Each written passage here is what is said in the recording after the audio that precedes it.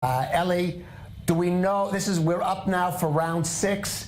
Do we know where the police are going to be focused on in this investigation?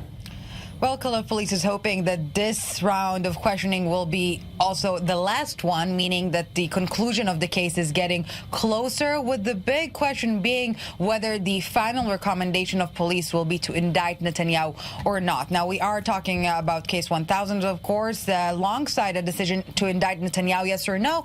Another question should Arnon Milchan be indicted as well? And this is all depends on whether police will be able to prove that there was an intentional deal. Gifts in return to a specific something.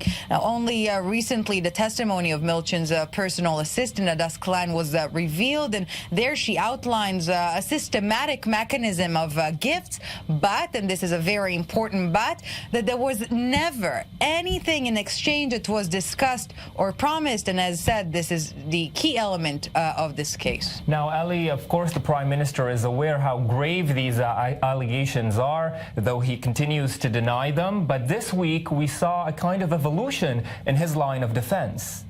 Yes, indeed, Ayman. This is Netanyahu's so-called defense line, and it's nothing new, essentially. Netanyahu, since day one, and I hope we can see now the pictures off screen, Netanyahu, since day one, similarly to Arnon Milchan, by the way, at least at the beginning of the investigation, claimed everything was done within the frameworks or context of a friendly relationship. And as evidence, we see those very intimate pictures of Netanyahu and his wife and his kids with Milchan, and his wife and his kids and even his mother. So it definitely demonstrates that a friendly relationship indeed exists or existed. And more than that, Netanyahu's lawyer, Weinroth, granted a very rare interview recently, during which he reiterated that Netanyahu himself consulted him time and again whether receiving those gifts is legally okay or not. And Weinroth advised him, go for it, there's nothing wrong. And as said, this is the most dominant element